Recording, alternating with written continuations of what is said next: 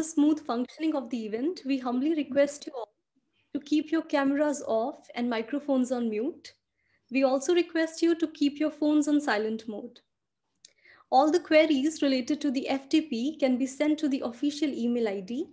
Our technical support will be floating the official email ID in the chat box for your convenience.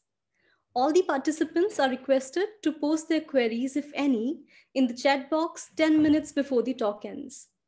Kindly write #query before you type your actual query. To view the presentation or the speaker, we suggest you to pin or click on the name of the speaker that appears in the list of the participants.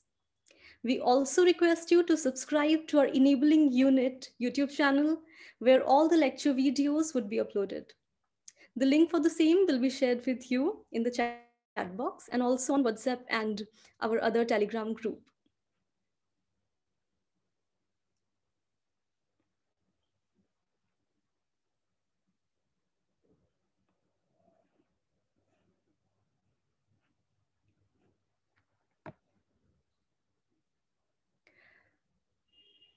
A very warm welcome to the day 2 of the 2-week faculty development program cum refresher course on emerging accessible technologies for teachers in higher education, organized by Metri College, Delhi University in collaboration with Guru Angad Dev Teaching Learning Center, SGTB Khalsa College.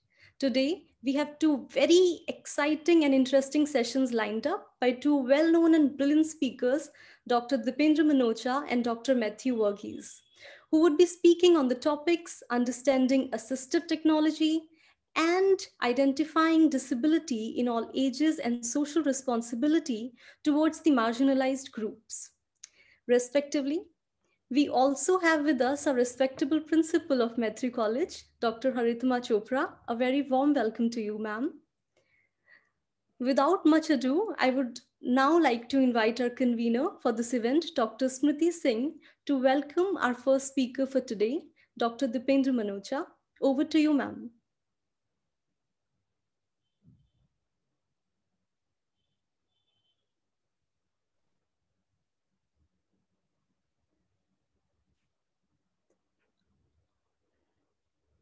Smriti, ma'am, please unmute yourself.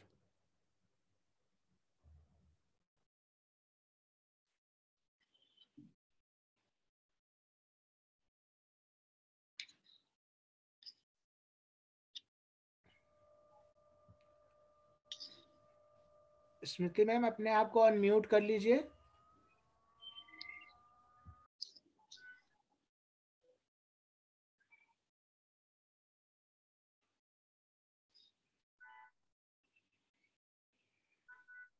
Smriti ma'am, please unmute yourself.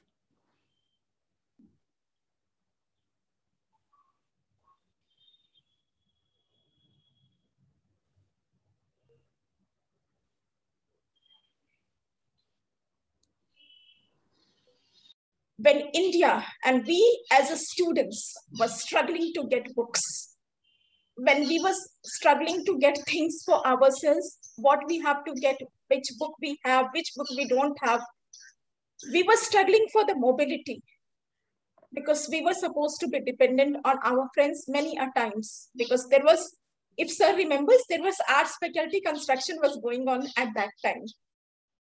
And we were really struggling for everything. That time, sir started to develop all these techniques to make visually challenged life easy. Now, when I see the kind of words, the kind of emerging technologies he has brought, life has become so easy for us. Sir, within this 20-year of SPAM, kind of contribution you have given to this community, it cannot be forgotten. Thank you so much, sir, for accepting our invitation and for becoming part of this program. I welcome you from my bottom of my heart, and I'm really happy and really obliged to you that you have taken our invitation. Over to Khushbu. Thank you, ma'am. I would like to invite our co-host, Dr. Savita Pathak, to introduce Dr. Dipendra Manocha. Thank you, Khushbu. Most welcome, Dr. Minocha, and we welcome you, sir, and we are delighted to have here with us. And Mr. Dipen Minocha is, as ma'am has told, that he's the one who has played a key role in many's life. So Dr. Minocha, he is Director of Developing Countries Program and Director of Training and Tech Support with DAISY Consortium that works towards providing publication in accessible format to the person with print disabilities. He is the President of DAISY Forum of India, Founder Trustee of Saksham, and Vice President of Delhi State Branch of the National Association for the Blind. Dr. Minocha is also a key partner in Assitech Lab of IIT Delhi, which is involved in development of assistive technology for persons with blindness.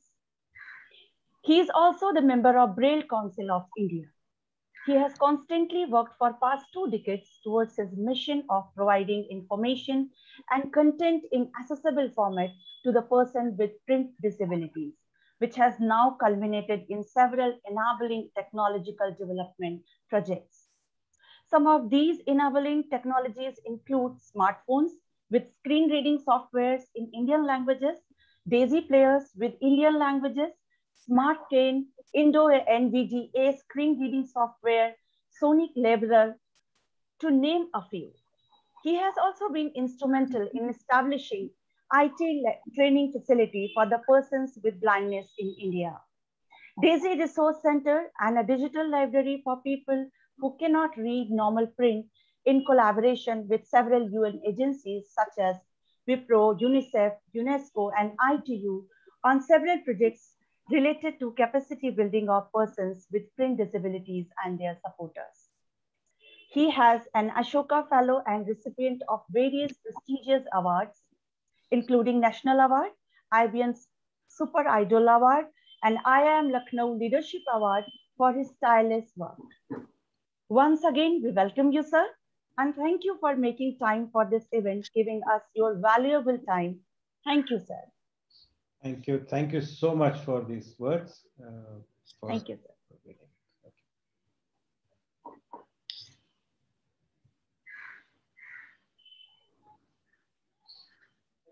Yes, over to you, sir. Okay, so I'm just actually trying to share my screen, but more people are joining it, so that screen is kind of just a second.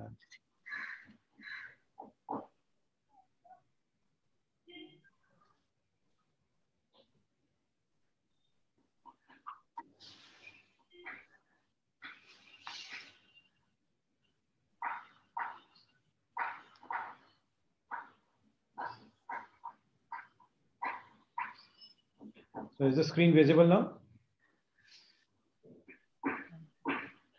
Are my slides visible now? Is it disability? Yes, sir. Yeah, okay. Perfect. So I think we have a good 1 hour to 1.5 hours to interact, I think, with all the people. So first of all, thanks for including me in this very good opportunity and a good way to interact with the large number of in the universities.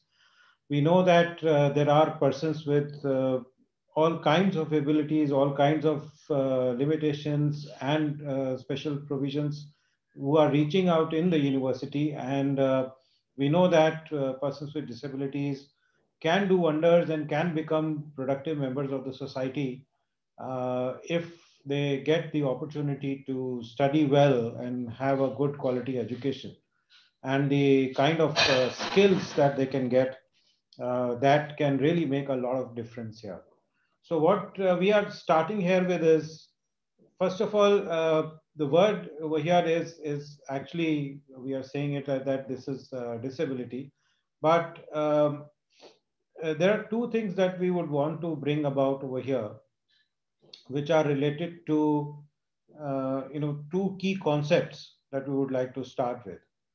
One is that disability is one of the diversities. So an important concept to understand that what we are really talking about.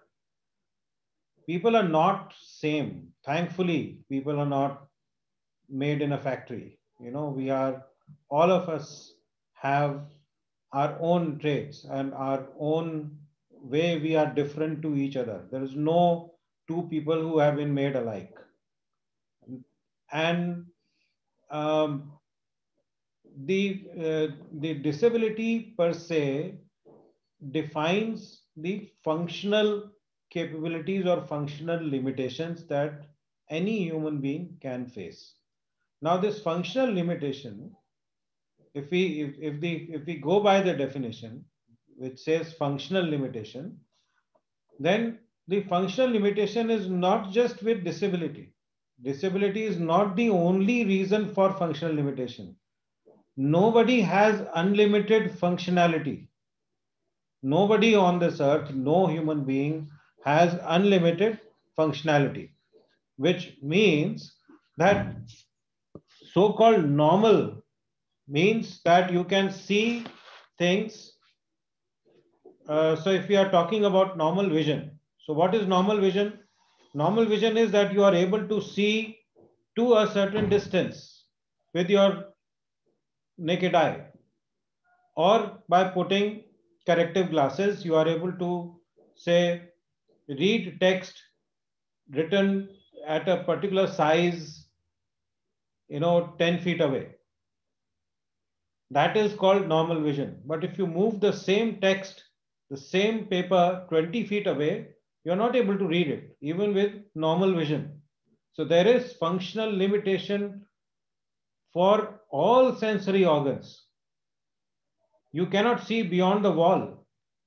I mean, there's no vision. You don't have an X-ray vision.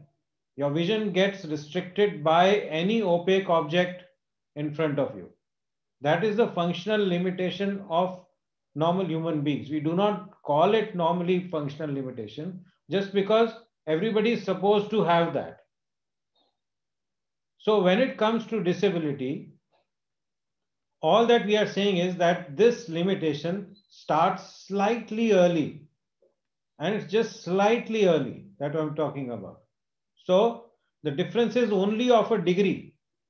It's not of something which is there and which is not there. The whole concept of disability is about the functional limitations starting just slightly earlier than so-called normal behavior of any sensory organ. So if somebody is able to run 10 kilometers in an hour is a normal person. A person who can run maybe just 5 kilo, fastest they can go is a 5 kilometers an hour, is not called a normal person, is called, maybe called a person with disability, because there is a functional limitation. But nobody is satisfied if this person who can't even run, or somebody who can run even 15 kilometers an hour, the fastest person on earth, running person, if they are sitting in the car, they both are running at the same pace. So if my functional limitation started early, that I can't run more than 2 kilometers an hour, that means my functional limitation is started earlier than normal people, that they are able to run 10 kilometers an hour, but I can run maybe just 2 kilometers an hour.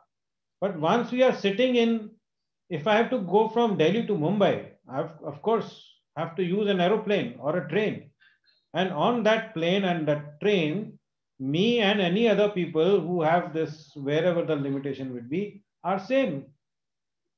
So when it comes to use of technology, when we put in our technology, we utilize our technology to enhance our functional capabilities of each and every aspect of our thing. We can enhance our functional capabilities with the help of technology.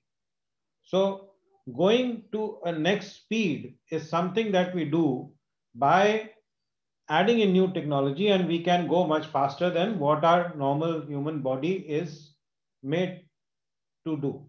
So we use our brain, we have created technology, and now we can go even 600, 700 kilometers an hour when we are flying in an aircraft generally. So same way, it's just that and it's not that the disability affects all your or sensory organs. One of the sensory organs gets affected. It becomes slightly, as I said, the degree of functional capability is slightly less on one of the sensory organs. Rest all are equal. And this is what we have created such a big ho-halla about the whole word of disability.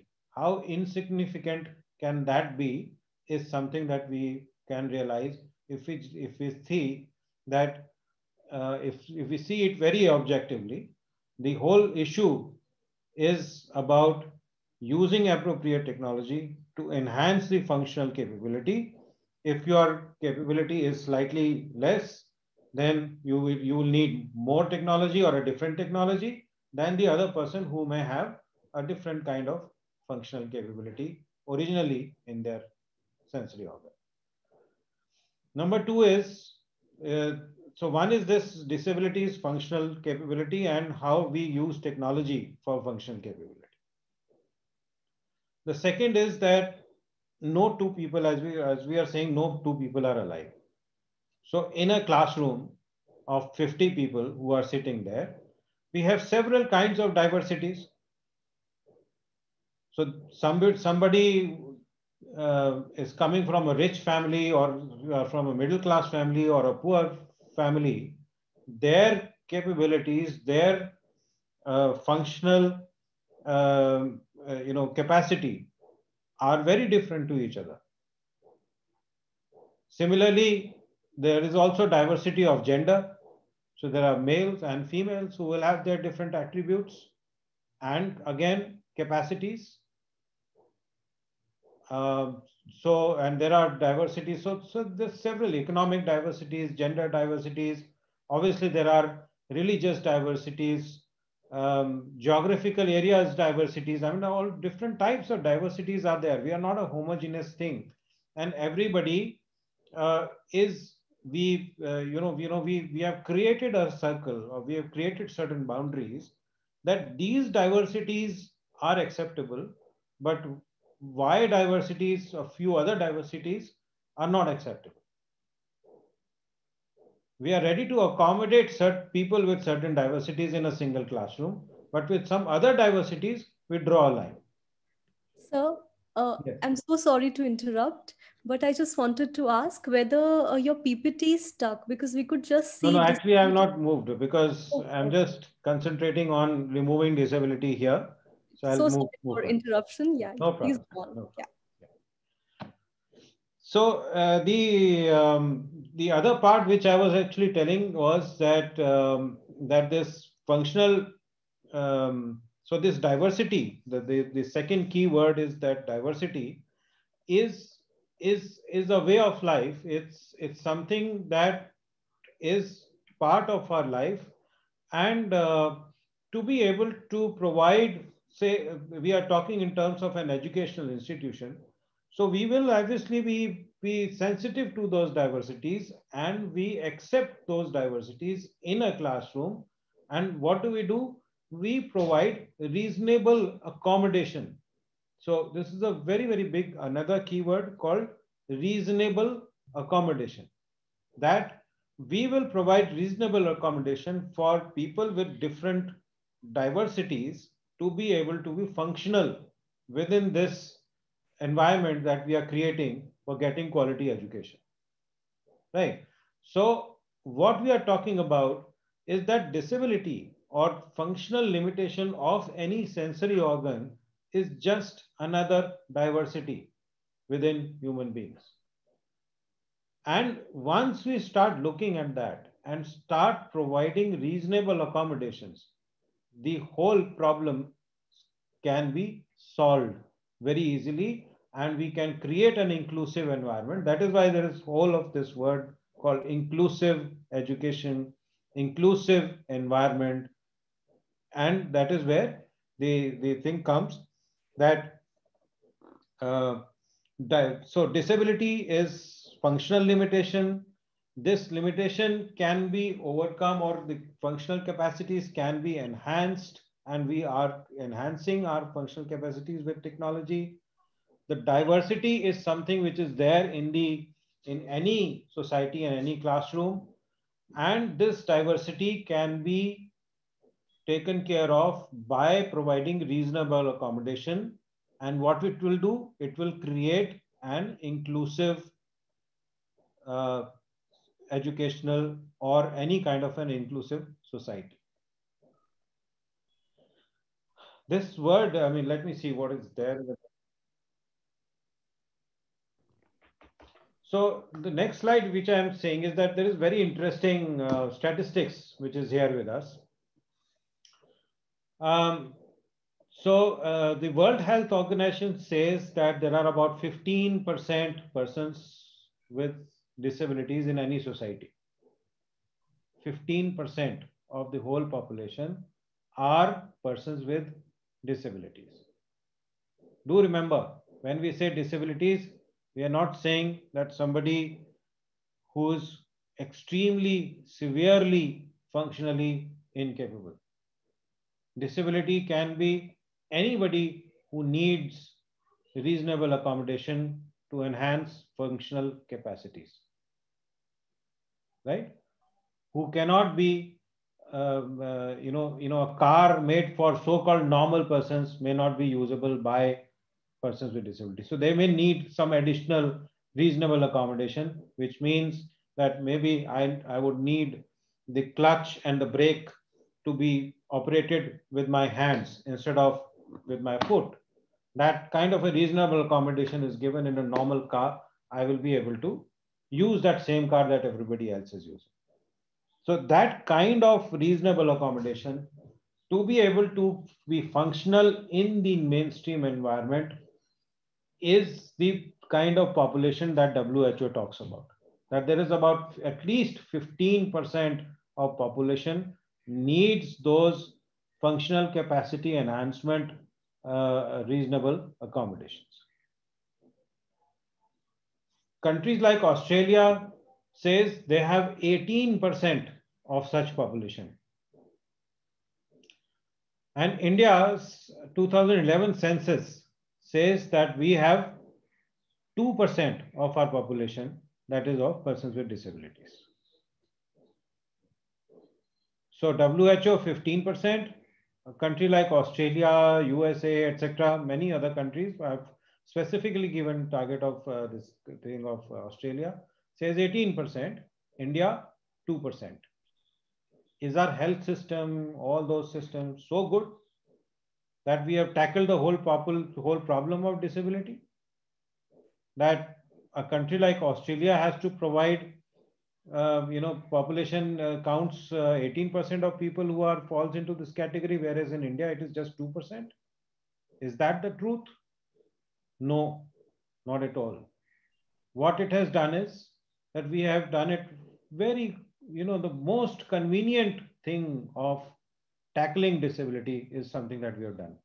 Just on the paper, don't even count the rest of the 16%, so that we don't have to do anything for them. Because when we are declaring that there is this percentage of population, that means we are accepting that a reasonable accommodation or any kind of facilities need to be extended to that percentage of population.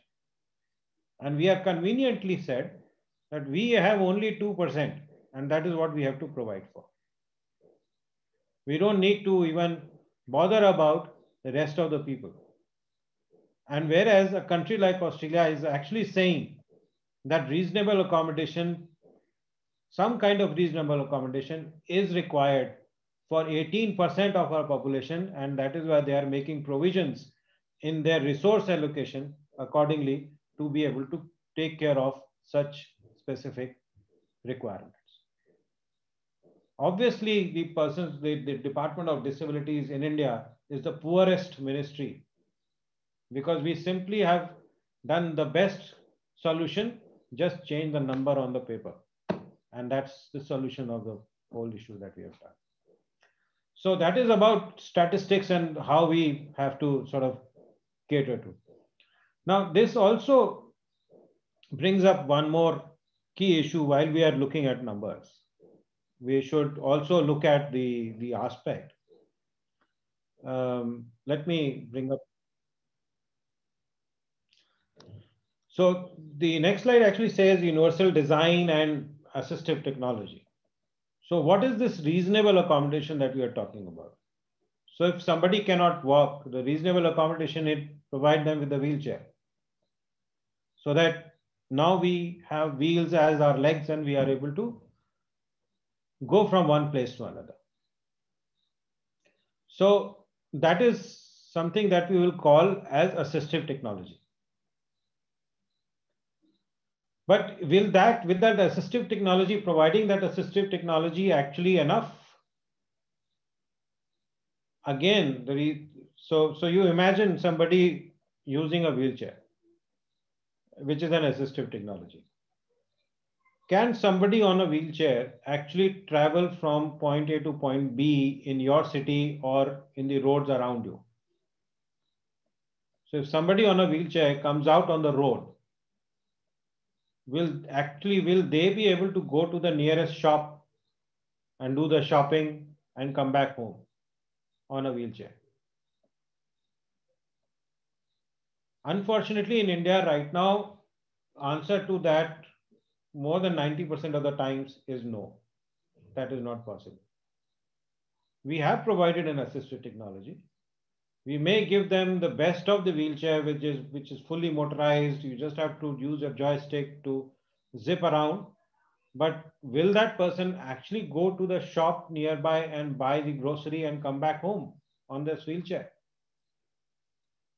And what is lacking? The lacking part is that the environment around is designed in a way that this wheelchair is not operational. Because there would be curb cuts, you have to put at least one step up, or there are such deep gaddhas on the road that this wheelchair will actually topple. So all these environmental barriers will not let this wheelchair provide what it is supposed to provide. So that is where assistive technology is very essential to increase my functional capability. But simultaneously, it is also required that the environment is created which allows this assistive technology to work. And creating this environment is what we call as universal design. The definition on its own clearly says that universal design is that design which allows everybody to be able to use that building or that equipment or whatever. But am I supposed to make it in a way that is usable by all out of the box? No. I mean, preferably yes, but what the real thing is that it should allow any assistive technology to also plug in and allow us to use this equipment or environment with the help of our assistive technology. That is what universal design really means. So now what really happens is what has been happening for years, where the whole thought process is changing, how it is evolving. It's wonderful to see how things and the whole philosophy and thought process is evolving in our society. So I know that in so many centuries ago, what we used to do, if there is a person with blindness, they were sent into asylums, not even institutions, asylums. Then came a time when persons with blindness had to go to institutions, special institutions. So if you had to get educated, you had to go to a special school. Then came integrated environment, means there is some level of integration which is happening, some connectivity which is happening, which has now led to inclusive education, which means that any institution will need to take responsibility to deal with all diversities, including persons with disabilities. In the asylum institutions, integration, all these three phenomena of rehabilitation, the onus lies on the person with disability, which means I as an institution will allow you to come and sit in my class, but to be able to give me the assignment is your responsibility. I will check it on paper, written on paper. This is my capability as a teacher. I can check it written on paper. Now it is your responsibility. You should know that how to give that in that format so that I can check your examination. If you can't do it, you are not fit to sit in my class. This was still the era where integration was the norm for education. When we move to inclusive education, what we are saying is that the onus of providing education and the reasonable accommodation is of the institution, not of the individual. If somebody has low vision, the accommodation has to be provided by the institution so that this person who can't maybe write properly with a pen on paper, we provide them with the alternative that, okay, if you can't do it, use a computer to write it, or use a scribe so that you can dictate your answers to somebody.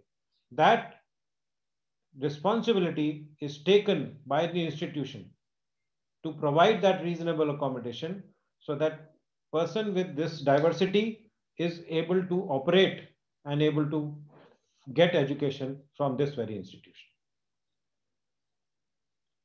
Onus on institution also means that on the basis of disability, the admission or the right to education cannot be denied to anybody.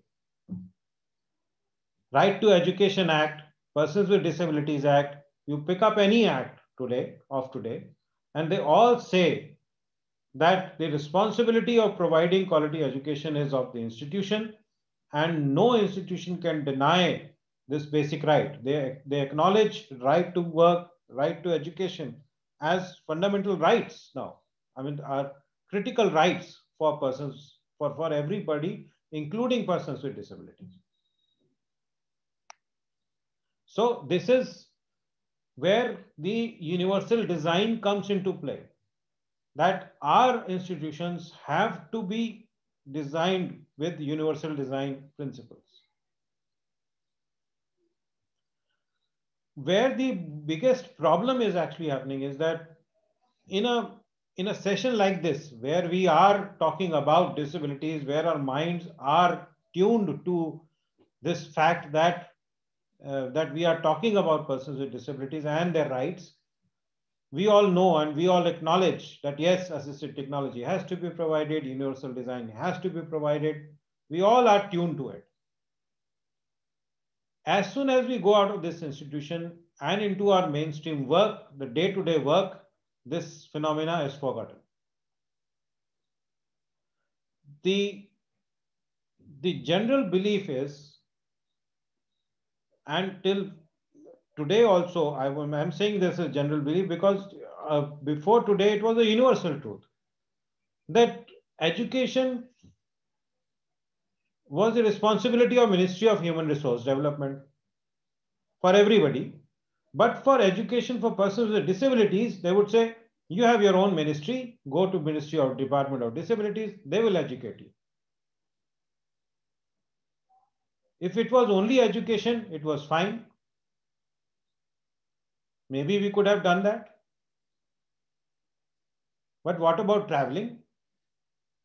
If I have to go from Delhi to Mumbai, would Ministry of Railway say, I'm catering to the rest of the people. Disability, I have got nothing to do.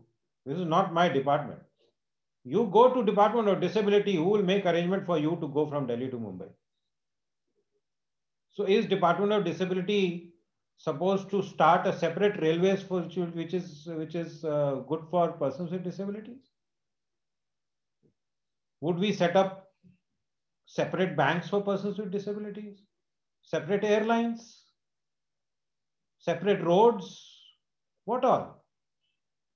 What all can we actually create separate for persons with disabilities? Is it even economically viable or physically possible? Absolutely impossible. And if not, and if the Ministry of Railways does not take responsibility of making it possible for a wheelchair user to travel in a train, then what exactly are we doing? We are saying that persons who are on wheelchair cannot travel from Delhi to Mumbai. Full stop. You are not allowed to travel is another way of saying the same thing. Is this fictional? Is this notional that I'm talking about? No, this is the reality that I'm talking about.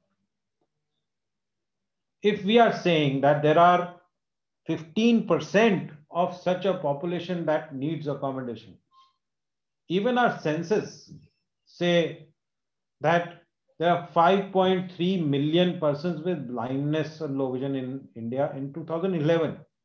And these are all conservative estimates. These are not, as we are seeing that we are running in a bit of a denial mode here.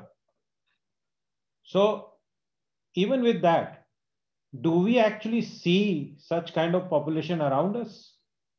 If we are going to cinemas, if we are going to the market, if we are going to our workplaces, our educational institutions, are we actually seeing that percentage of people with disabilities around us? When we are saying there are 15% persons with disabilities, in a class of 50, do we find 7 people sitting with disabilities? One or the other disabilities there? No way. Where are they? Where is this population? So this is where we are currently heading to, that because there is no universal design, because we have been living in this legacy where we say that anything to do with persons with disabilities has to be done by somebody else, not by the mainstream society, is where the problem really lies and where we are having this huge problem. Now, is this approach economically sustainable? Why is universal design so important? This whole non-universal design is economically unsustainable for the society, and more so in future. Why? Because if we are creating an environment which is not universally designed, we are saying a larger percentage of people of our population will be dependent on few who can operate within this environment. People who are able to operate in this environment are the ones who will have to then take care of the rest who cannot operate in this environment. So if I'm not able to go to the grocery shop and buy my grocery and come back, somebody else will have to do it for me. So I'm in that way becoming dependent on somebody else, and number of people who will be serving versus number of people who are served is a clear-cut economic case. If you have larger number of people who are productive and lesser number of people who have to be cared for, you are heading for a better, healthy economy. If there are larger number of people who have to be cared for and lesser number of people who are capable of caring, we are obviously heading for an economic disaster. It's a Logical, very, very logical thing to do. So doesn't it make sense to make things universal design so that more people are capable of becoming productive? And yes, when people are willing, I have been able to get access to sufficient assistive technology very early in life, and as Smriti was saying, I mean, we were able to introduce certain technologies and make ourselves productive. So today I'm a taxpayer.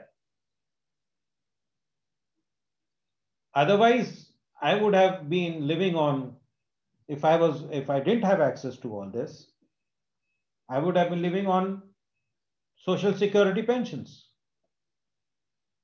So taxpayer money would have been, government would have been, would be spending taxpayer money on taking care of me if I was not allowed to function in this environment. Today, I am myself a taxpayer and contributing to that fact. So the whole thing is completely turned on its head. Instead of a tax consumer, I have become a taxpayer. So we need more people like this. We have very large percentage of persons with disabilities, unfortunately, who are not employable because educational institutions did not open their doors to them at the right place. They did not provide reasonable accommodations. Those kind of expectations were not put forward. And the result is that the large number of persons with disabilities, or especially persons with blindness, are not employable in current job market. If the right kind of opportunities were provided, right kind of universal design was put in place, then I wouldn't have been in minority of persons with disabilities. People like me would have been the majority, part of the majority of persons with disabilities. Unfortunately, I belong to a very minuscule minority of persons with blindness who are capable enough to become a taxpayer. That is what we are wanting to change. And how are we wanting to change it? We, as a technologist, I make it very, very simple. Let's adopt technology, appropriate technologies to enhance our capabilities as an institution to provide reasonable accommodation and also provide appropriate assistive technology to the persons with disabilities themselves to enhance their capability to be able to operate in a universally designed environment. That's what the whole world of disability looks like to a technologist. And to make things simpler, I'll give you few of these examples of how oversimplification is happening here. So how do we change our functional capability? So technology is redefining almost every day what, as a person with blindness, I am or not able to do. What I can or cannot do is something that is getting redefined every day. That definition is changing. And what is changing it? The new solutions that are coming through is changing that definition every day. So when I was a student, or to a large extent, I mean, till the age of almost 35 years, I could not read newspapers. Because obviously I could not, because newspapers came only in form of papers, and I did not have any assistive technology to convert that paper thing into a digital format that could be into speech or into braille or whatever, and did not have any such technology to do that conversion. So obviously I always had to be dependent on somebody else. And the same thing applies to a dictionary, to my textbooks, to an address book. I mean, call for anything written information. and I was not able to access it directly.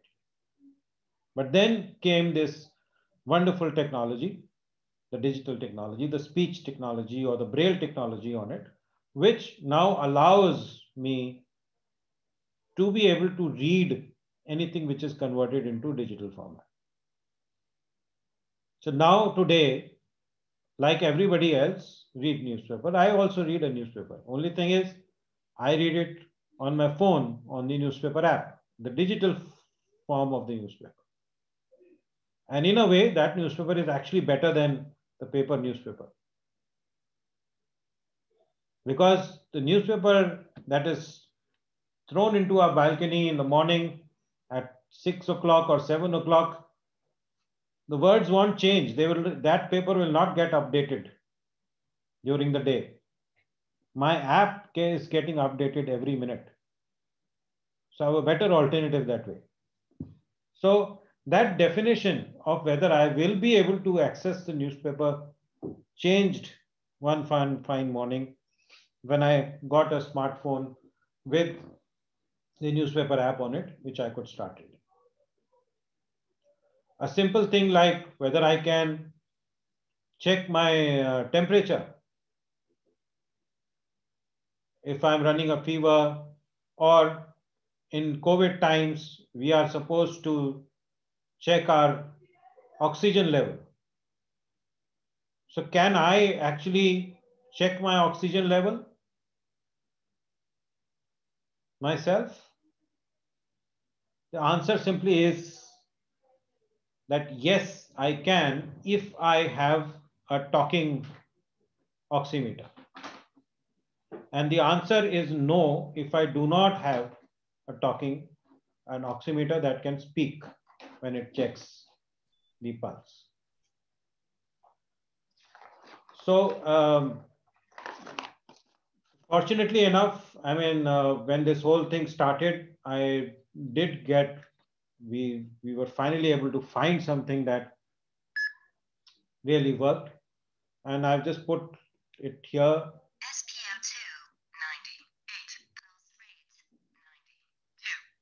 And here I am. I know my oxygen level is perfect, and so I'm not running any issues here. My pulse rate is slightly higher, but it's still normal to have it 92. But the only difference is that instead of seeing it on a screen, I'm just listening to this system, and even in this COVID times, I'm able to do what everybody else is supposed to do. And there is this capability has changed. This definition changed as soon as I got my hands to a talking oximeter. Same thing about the temperatures. If we have a talking thermometer, I can check my own temperature. If I don't have a talking thermometer, obviously I'm dependent on others. So my functional capability changes. And these are so many little things which are there. So whether it is, am I capable of threading a needle, for example? I can't see, and you need very sharp eyesight to be able to put a thread right through the eye of a needle. But I do have a 2 rupees technology. I mean, believe me, I just have to spend 2 rupees for that little piece of device, which is obviously not an electronic device, and I can actually thread a needle. I leave it to your imagination that what that thing does, because I don't have a demo in my hand right now here. But if you are interested, you can actually come and see where our website lists out various solutions which are available that can change the definition of what a person with blindness or low vision can or cannot do.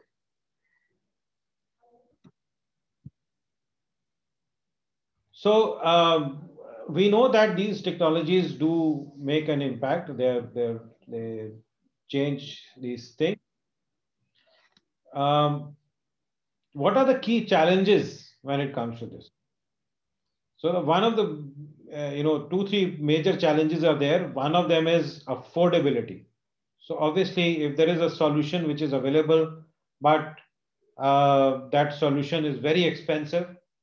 So when I started using computer, in 1994, that computer used to cost about 70,000 rupees at that time.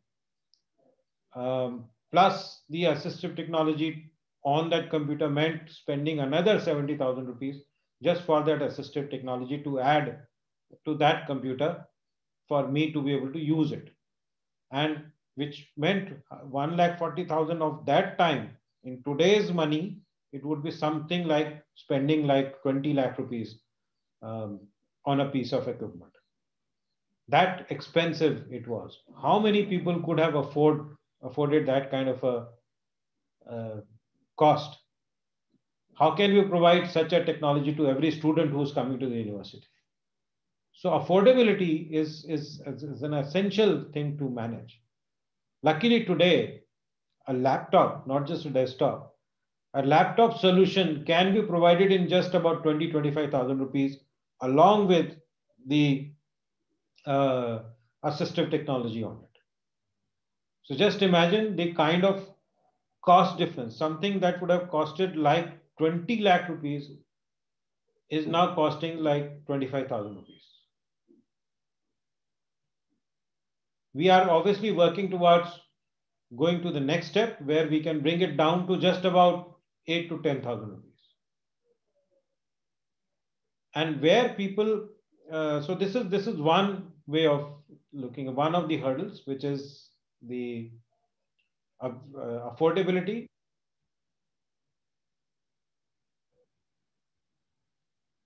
So compatibility with Indian languages is another key aspect, that it has to work. I mean, if I have a speech technology, screen reading software that I'm using to access my computer, that I'm dependent on speech outputs. And if it is not working, it works only in English, then obviously its reach is going to be to a very less number of people. Again, I would say the same screen reading technology on this computer, which I'm talking about 25,000 rupees worth of a laptop with assistive technology on it, is currently working on 16 Indian languages.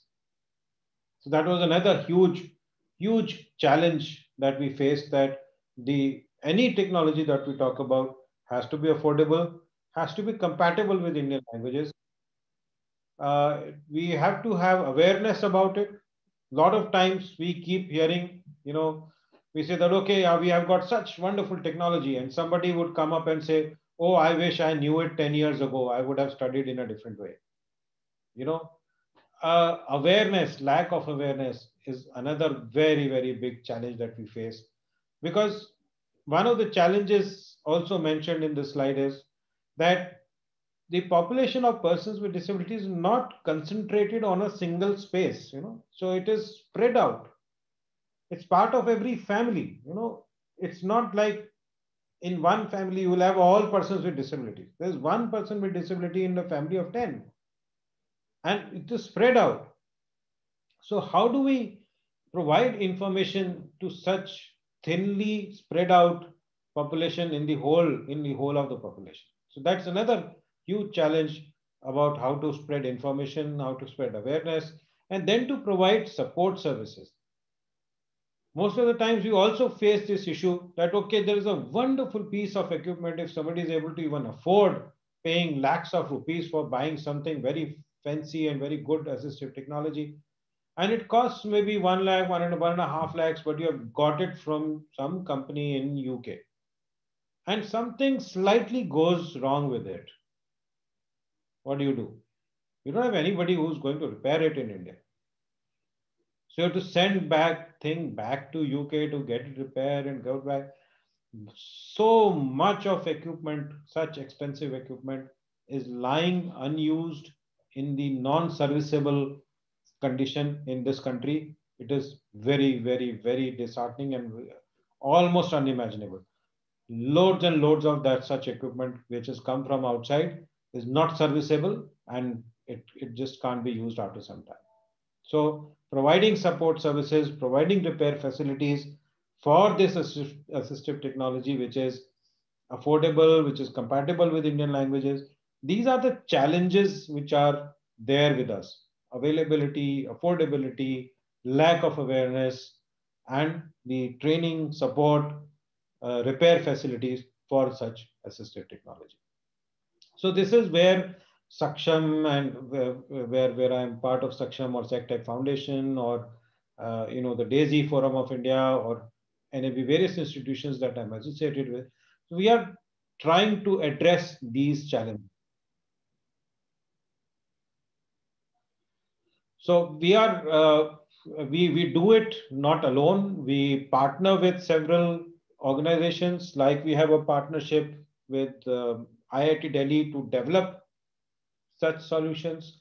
We have partners like Phoenix Medical Systems or other such things that we have spoken here about. They are industry partners to convert concepts into products and come to the market. We have, on the other hand, partnerships with colleges. We sign MOUs with colleges to make sure that we are able to bring these solutions in the hands of users who really need it.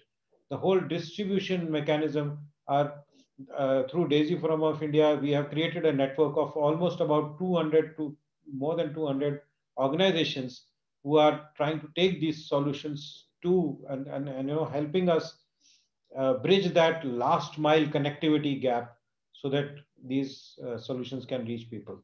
So right from manufacturing to acquiring to something, we have various tie-ups where we work as a network, and that is why you see, in the bio that was being given, that I am associated with so many organizations, because we are trying to be in collaboration with several organizations to play their role in the various parts, various aspects of providing solution.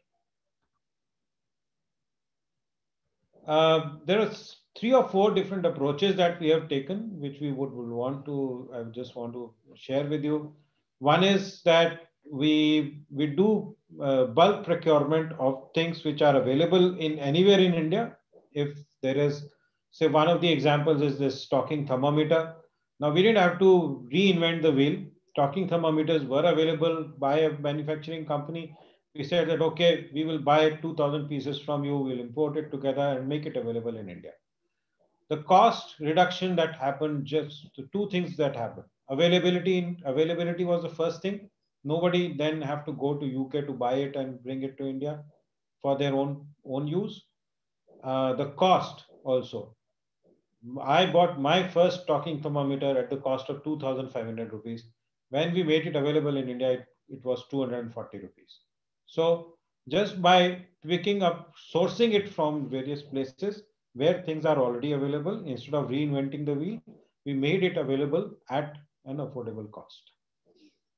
The second approach is where we identify a promising solution and we customize it for India. So remember that huge challenge of our language compatibility. So something which is sold in UK may not be usable in that condition in India. So here we may want, so one of the examples here is the first smartphone, the Nokia phones with the screen reading software we introduced in India. This was way back in 2007 when Android and iPhones were not there with us. And the only smartphones we had, these Nokia phones, but they're revolutionary technology. It used to do so many things.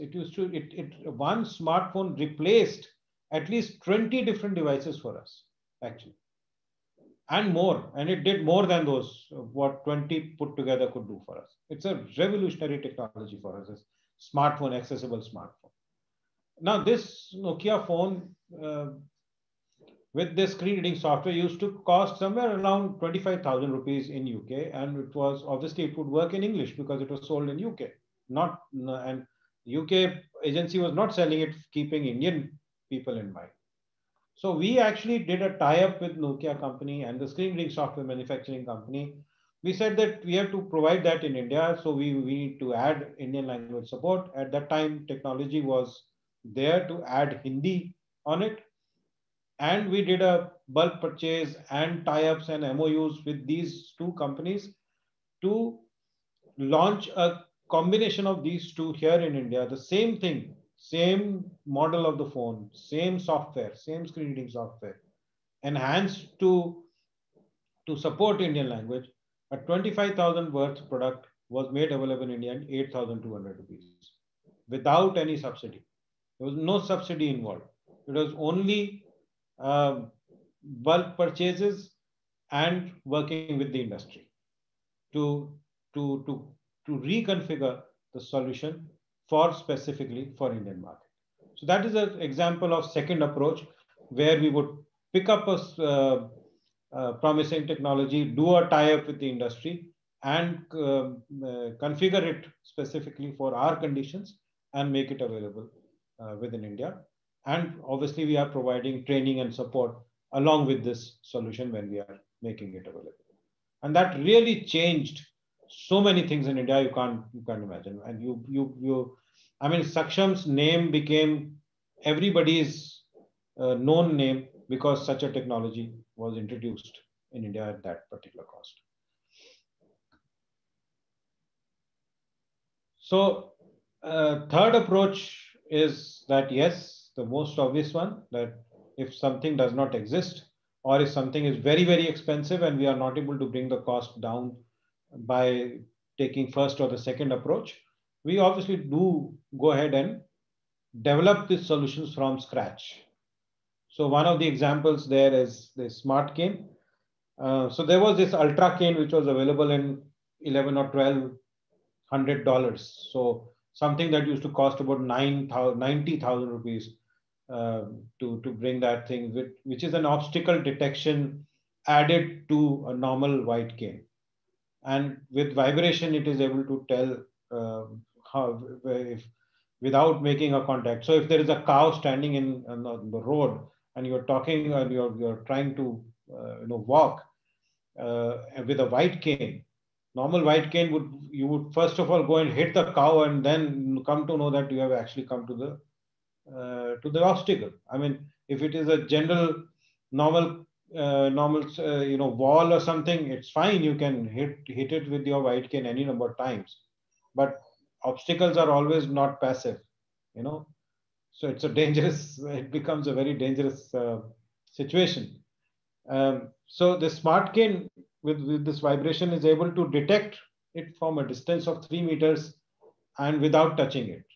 So you can, and then you can locate the right path of that. Okay, it's clear slightly on the right, so I can just move slightly to the right and move and avoid that obstacle without a physical touch to that obstacle. So this is something which we built at the SSTech lab at IIT Delhi, which as I said is a collaborative lab between IIT Delhi and Saksham. The whole concept was developed there. Phoenix Medical System came as an industry partner, and we created this solution right from scratch, which is compatible to Indian conditions and is costing just about 3,600 rupees. So something which was 90,000 rupees, we brought a better technology for our country at 3,600 rupees. So this is like building these solutions from scratch. That's the third approach that we are taking. And there are several other solutions which are coming, which are already introduced or are coming and are on the way. So this is about Smart Cane. So it's explaining this. The next slides are just explaining these technologies of how the Smart Cane works with the vibrations and how it does.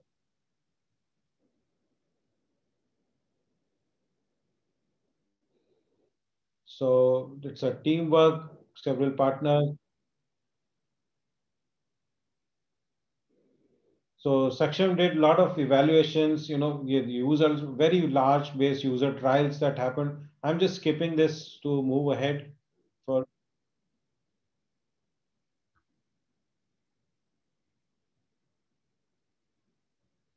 So it has actually created a big impact. Almost more than 1 lakh such devices, Smart Canes have been picked up by the government and distributed. even free of cost to several users who even can't afford that 3,600 rupees for a cane. So that it has actually reached out to many people. Okay, so I've come to approach 4 now, and which is that we are also encouraging startups where we develop concepts, we develop products, but then we also develop. We are having a distribution mechanism, but the tie-up is not just with an existing industry. We are also facilitating a new thing. So one of the examples, again, I would say, is something called Raised Lines Foundation. And this Raised Lines Foundation has been created as is an outshoot of the Assistec lab, and where we realized that tactile diagrams, tactile graphics is a technology that really needs to be developed in India at an affordable cost, because the users, persons with blindness, are not able to study subjects like mathematics, science, etc., because of the lack of such instructional materials. And tactile graphics was something uh, which was available in high income group countries, but at a very high cost. And the whole innovation happened here to bring down the cost of this. And a startup has been started called Raised Line Foundation, where the IIT graduates themselves have set up this whole company, which is providing it as a service, and adding this. So we are now having the science books for all things, the mathematics books, the various coloring kit, this, that, so many solutions coming out of this startup called Raised Lines Foundation. So this is all about making these diagrams. So I'm just sharing few photographs in the slide. So the journey there is that the concept got developed, but then it was get incubated in IIT. Now it is running as like a separate Section 8 not-for-profit company, providing services of creating several solutions. So if somebody just wants braille labels, for example, this you can just give them the text and they can create braille labels and send to that person. If you want a specific diagrams, specific graphs to be created in tactile format, you can actually approach this company. They can do customized tactile graphic production and send it to you. So there are tactile books publications which have been created, mathematics primer for class 6 to 8, or for senior classes. I mean, those kind of several publications which are available.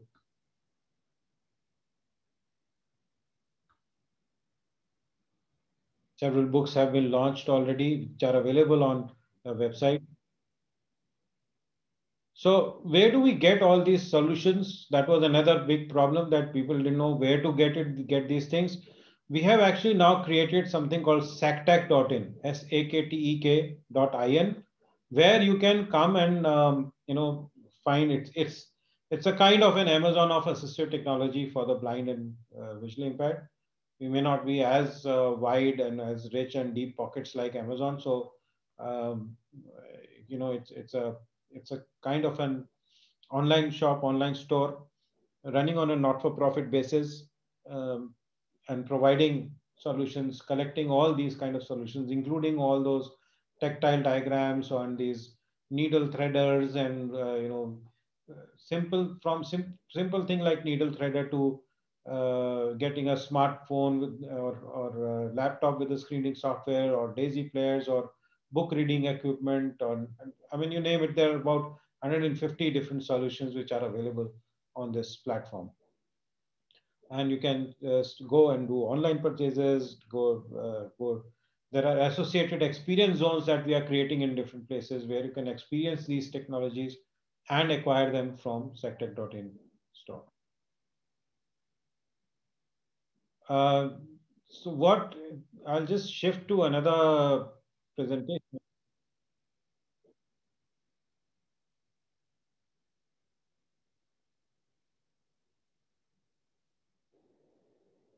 Now, in a university, I'm shifting to the second few more slides here, is that what we really want is something that may be shown in this image here, is that a child is actually, so this is a school, but this is easily can be converted into a university thing, where in a class of about 50, there's just one person with blindness who's sitting, and the rest of the people are using their normal copy and pencil to read and write.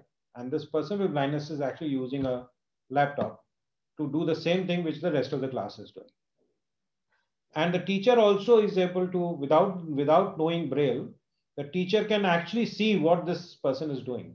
So this young girl sitting in this is able to actually um, do the class assignment with everybody else, and teacher is also able to check their home assignment and work assignment, because it's visible on the screen and you can take a printout or send it today. I mean, in this COVID environment, you can just use any of your online systems to send your assignments and continue your study.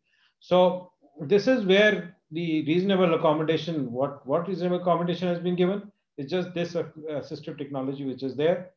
The study materials can be provided in accessible digital format to this child, and that will solve the problem of reading materials. And the student can actually be allowed to write their examinations on using this laptop, so that they are not also dependent on scribes for doing it. So these are kind of reasonable accommodations that can come.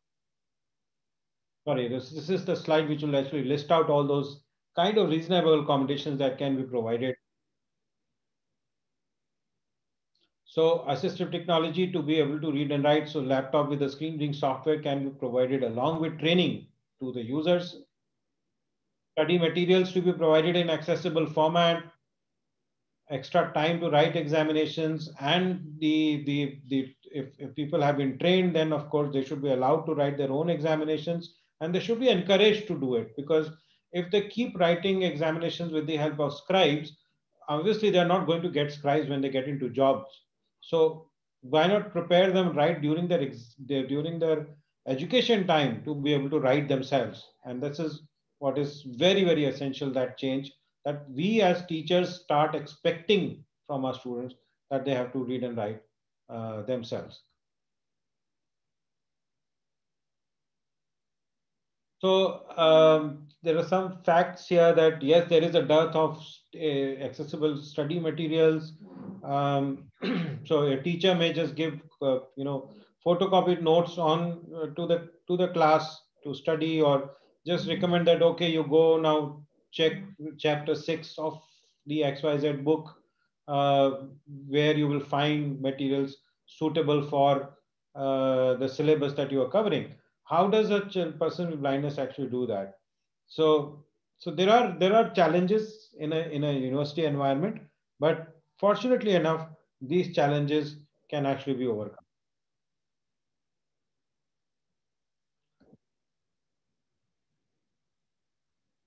So if the content is being created in Microsoft Word, we can actually make it fully accessible. There are certain little bit of formatting things that everybody, I mean, it's not something that that you as a teacher cannot do, or a library cannot do. As I said, the onus now is more with the institution than with the child. So earlier, if it was there, we would have been happy that, okay, you're letting us sit in the class. If you're giving notes, is my responsibility how I convert it. That thing is now kind of shifted to the institution, saying that if there is a child with blindness sitting in the classroom, it's the institution's responsibility that you provide that material in accessible format to this child. And how do you do that? It's not rocket science. It's the same Microsoft Word file with, if you have a little bit of training on how to format this Microsoft Word document, that it's accessible for all. And it's not something which is useful only for persons with blindness. If we do this, it's useful for all, actually. So those kind of things can be done. Once we have done this main document in Microsoft Word, we can actually convert that into either audio or Braille or large print. All those conversions are easily possible. But if you just follow some basic rules of accessibility while creating this Word document. So Google Drive thing is mentioned. I can actually convert my existing hard copy also into this accessible digital document. I can even do that in Indian languages thanks to a normal simple thing like Google Drive actually allows me to convert. So if we go into Google Drive, we do scan, acquire image, upload it on Google Drive, open it in Google Docs, and it converts and creates an editable text even in Indian languages right there. Free of cost tools. It's just that we can actually help by doing this. Good evening, sir. I'm really sorry to interrupt you. Sir, this is just to let you know that there are a lot of questions waiting for you also, sir, in the chat box. Okay. So I just maybe just wind up in 2 minutes and we can start. Yeah, thank you so much, sir. Thank you. Yeah. So there are these online libraries which are there, Sugamya Pustakalaya, that your institution can join and we can start providing solutions. A lot of these materials we don't even have to create afresh. A lot of these things are already there. Like the Sugamya Pustakalaya, for example, is a collaborative library. It's a common library for the whole country. So if there is a book which is required in your institution, you put it in you convert that into accessible format. Don't just use it within your institution, become part of the Sugamya Pustakalaya, upload that here so that it is available for the rest of the country also, so that nobody else had to do the same thing again. So that's a kind of infrastructure which is available. Sorry. Some of the mainstream things like Kindle, for example, has been made accessible. So 4 million books which are available on Kindle, actually a person with blindness can read themselves. These kind of things can be made available. Images and diagrams we have already spoken about. So these are various things that we look at, image descriptions or those kind of things, that there are several things that we can come. But essential part is that the institution can play a very, very constructive role by joining hands with institutions like Saksham, so that the real solutions can be provided to any person who has a requirement of reasonable accommodation. Biggest challenge is, one of the things which is not there in the slides is, we can start by creating a reasonable accommodation form. First of all, at least capture. Don't think it is just 2% of the people, or just not even that when it comes to university education. You'll be surprised if you ask for reasonable accommodation. Number of people who would need some kind of reasonable accommodation, at least have that documented. Have a tie-ups with organizations like Saksham. We will be happy to do tie-up with any of the institutions which are participating here, to make sure that such solutions are available to the students within your own institution. And you are able to become an inclusive institution, a universal design institution, and an institution that is creating taxpayers instead of making them tax consumers. Thank you so much. So I think we'll stop my presentation here and let's switch to questions. Thank you, sir. Thank you very much. It was wonderful, enlightening session. और जितने लोग हमारे participants हैं, सभी प्रतिभागियों के दिमाग में बहुत सारे सवाल भी आ रहे हैं. और I mean, who do we want to convert? Do we want only the people, those who are living their lives on the taxes, or they are taxpayers? That is the big question. And the wonderful thing which you talked about is that there is architectural amnesia, and we need to forget it now, and we have to come up on universal design and reasonable accommodation. ये बहुत सुंदर बात है कि सबको सभी लोग चल सकते हैं, कोई किसी पे निर्भर नहीं रहेगा अगर टेक्नोलॉजी पूरी तरह से सबको अफोर्डेबल टेक्नोलॉजी मिलती रहे. सर, मैं सवाल ले रही हूँ और I am taking these questions.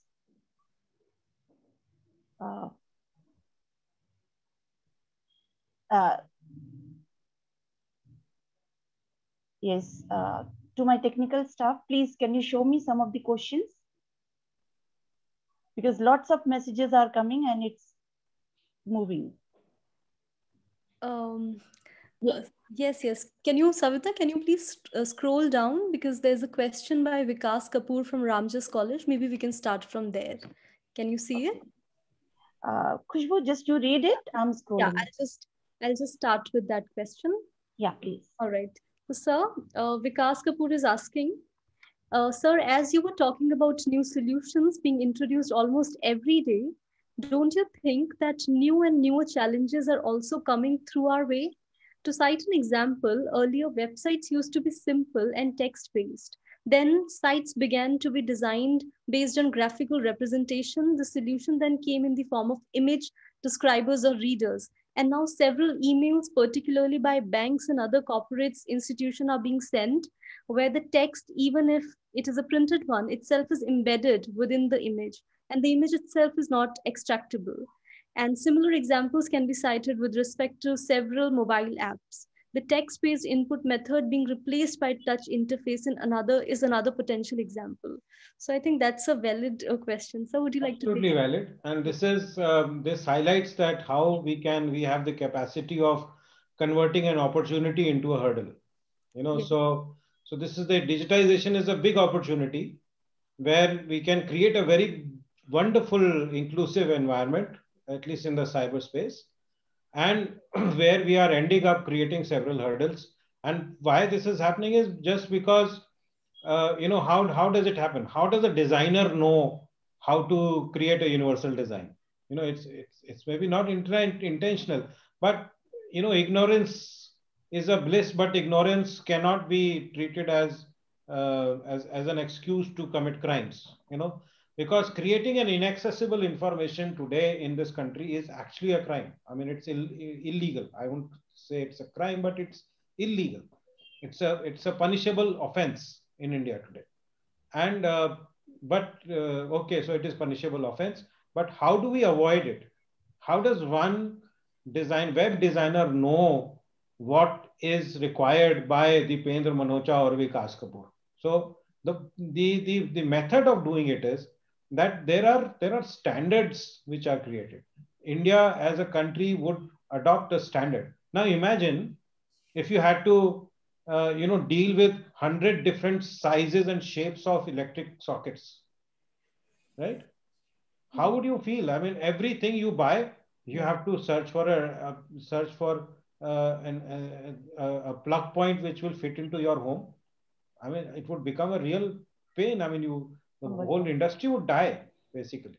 So there is a standard that says that in India, if you have to create a you know, electricity plug socket, it has to be of this size and shape.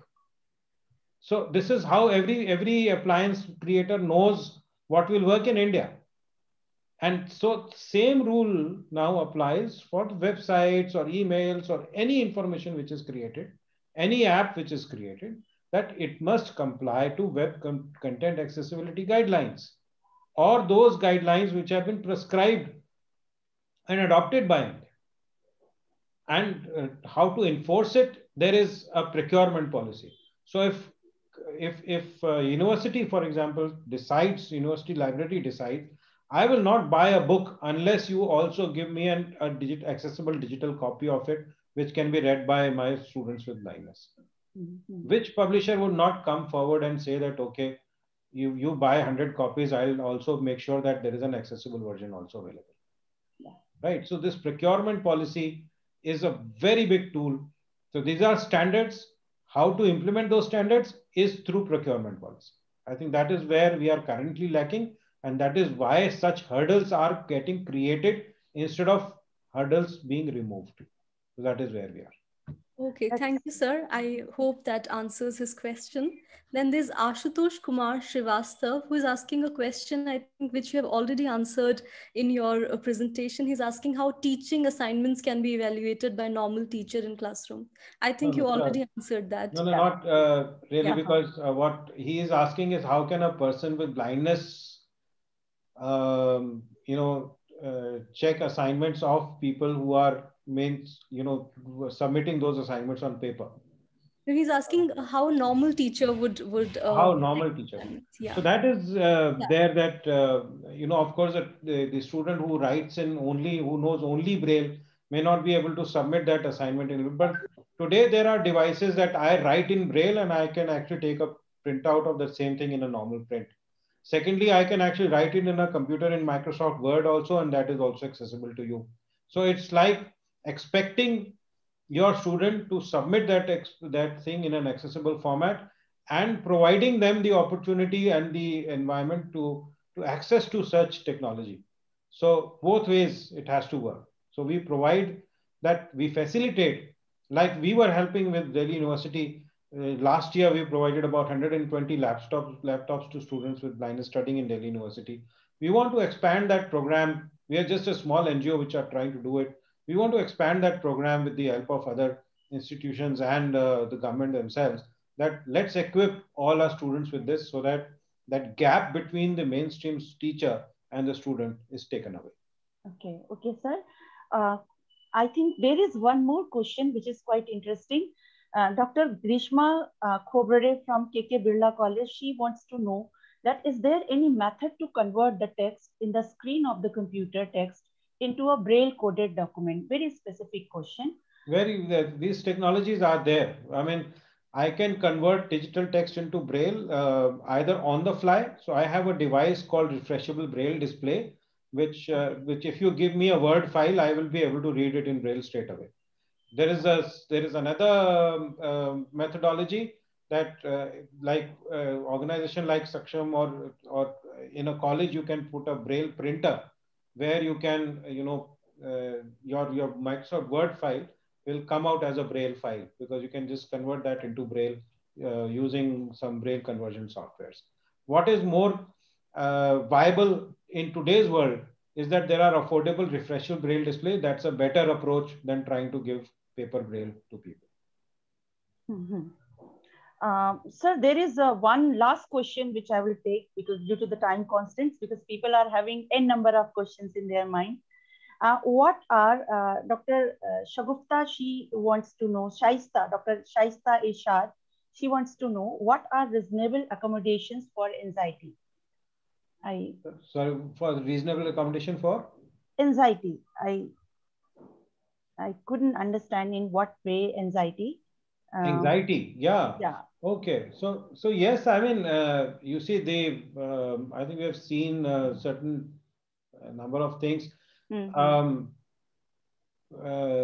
I mean, it can be dealt from case to case. I don't know. I'm not a full expert on this. I'm just talking in terms of very generic sort of thing. It's a main game of mindset. We have done reasonable accommodation in our work environment for people with anxiety. So I've dealt with that. At least that experience I have.